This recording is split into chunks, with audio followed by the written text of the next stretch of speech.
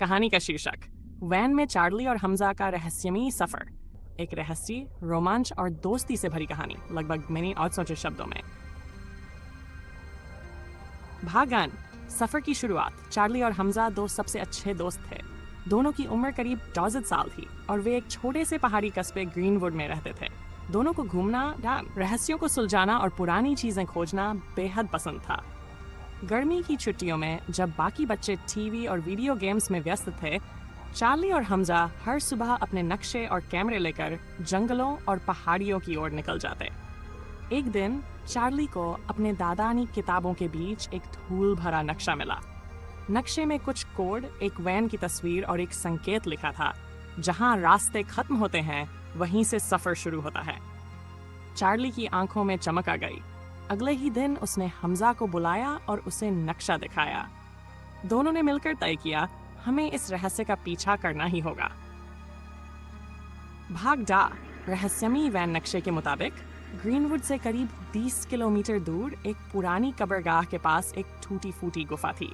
दोनों ने अपने साइकिल उठाई और अगले ही दिन वहां पहुंच गए। गुफा के अंदर अंधेरा था, लेकिन चार्ली के पास टॉर्च थी। दोनों धीरे धीरे अंदर घुसे। गुफा के आखिरी कोने में एक लोहे का दरवाजा था जिस पर जंग लगा हुआ था। दरवाजे के ऊपर वही वैन की आकृति बनी थी जो नक्शे में थी।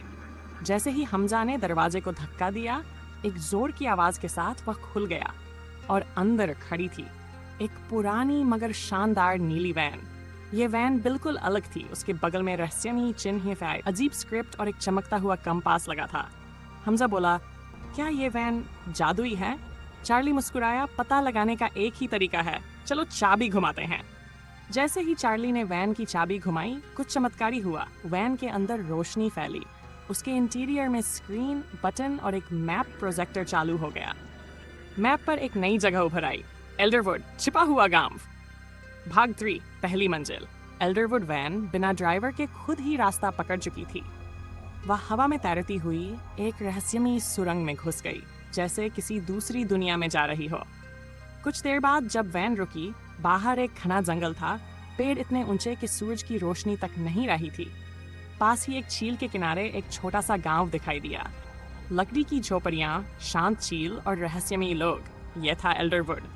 गांव वाले उन्हें देखकर चौंक गए, जैसे किसी ने वर्षों बाद उन्हें खोज निकाला हो। एक बूढ़ी औरत जिसका नाम ग्रैनी एल्सा था, बोली, आखिरकार वैन के उत्तराधिकारी आ ही गए। चार्ली और हमजा एक दूसरे को देखकर चौंक गए।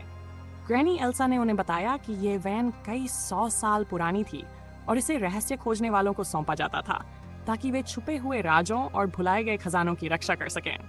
लेकिन हर सफर आसान नहीं होता। उन्हें 3 रहस्यमयी स्थानों से होकर गुजरना होगा। भाग 4, दूसरा पड़ाव।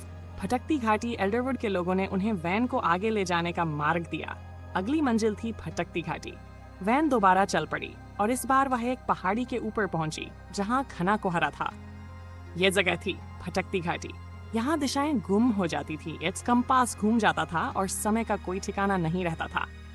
चार्ली ने वैन के अंदर लगे मैजिक कंपास का इस्तेमाल किया, जो केवल सच्चे इरादों से रास्ता दिखाता था। जैसे ही उन्होंने सही दिशा पकड़ी, घाटी में से आवाजें आने लगीं। तुम्हारा इरादा क्या है? खजाने के पीछे हो या सच्चाई के? हमजा बोला, हम केवल रहस्य जानना चाहते हैं, सच्चाई की तलाश में हैं। तभी कोहरा हटने लगा और एक रहस्यमयी किताब वैन के सामने आकर गिर गई।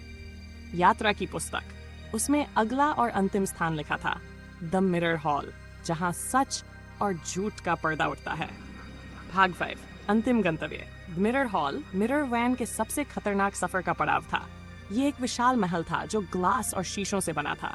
यहाँ हर कोना धोखे से भरा था। हर आईना कुछ और दिखाता था। जैसे ही वे अंदर गए, उन्हें अपने डर, पछतावे और लालच दिखने लगे। चार्ली को दिखा, अगर वह अकेले चलता तो वह खजाना पा सकता था। हमजा को दिखा, अगर वह झूठ बोले तो उसे शक्ति मिल सकती है। लेकिन उन्होंने एक दूसरे की आंखों में देखा और कहा, हम साथ आए हैं और साथ ही रहेंगे। अचानक सारे शीशे टूटने लगे। एक रोशनी फैली और एक गुप्त दरवाजा खुल गया। वहां एक संदूक रखा था, लेकिन उसमें कोई सोना नहीं था, बल्कि था एक डिवाइस जो वैन को समय में कहीं भी ले जा सकता था। वही ग्रैनी एल्सा की आवाज गूंजी, तुमने साबित कर दिया कि सच्चे खोजी वही हैं जो दोस्ती, विश्वास और सच्चाई में यकीन रखते हैं। अब वैन तुम्हारी है, जाओ और बाकी रहस्यों को दुनिया के सामने लाओ। भाग 6, वापसी और नया सफर। जब चार्ली और हमजा वापस लौटे, वैन अब उनके गैराज में थी। लेकिन अब यह एक सामान्य वैन नहीं थी, यह एक दरवाजा थी दूसरी दुनिया के रहस्यों की ओर। दोनों दोस्तों ने तय किया, हर गर्मी की छुट्टी में हम एक नई दुनिया खोजेंगे। चार्ली ने किताब उठाई, पन्ने पलटे और पूछा, हम अगली बार कहाँ जा रहे हैं?